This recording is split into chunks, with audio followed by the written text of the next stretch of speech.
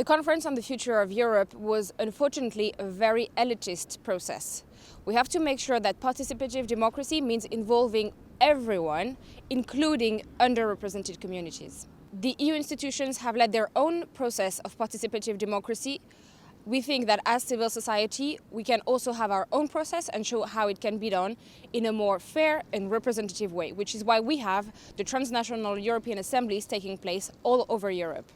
Together, let's build a permanent citizens' assembly for Europe. What an ambition! Quelle ambition, une assemblée citoyenne permanente pour l'Europe.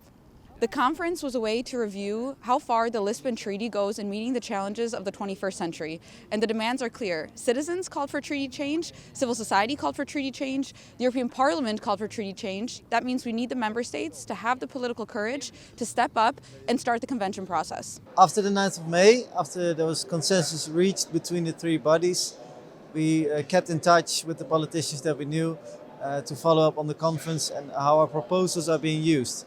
We noticed a lot of support from the Parliament. However, from the other two institutions, we missed a bit of support. Therefore, we created two letters, one addressed to the Commission, one addressed to the Council, asking them to pursue the political ambition that all the proposals require, so including treaty change, but definitely also the other ones. To build a permanent European Citizen Assembly, now we need to mobilize. We cannot wait institutions to do it.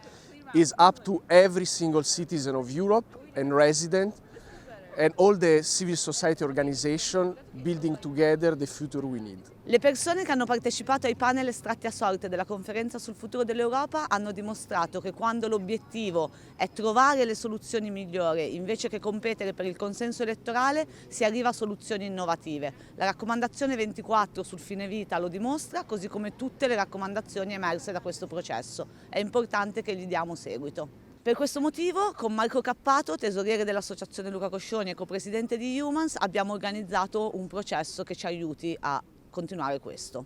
Se vogliamo che l'Europa diventi anche uno spazio sempre di più di diritti e libertà fondamentali, non ci possiamo disinteressare dei diritti di scelta delle persone alla fine della vita.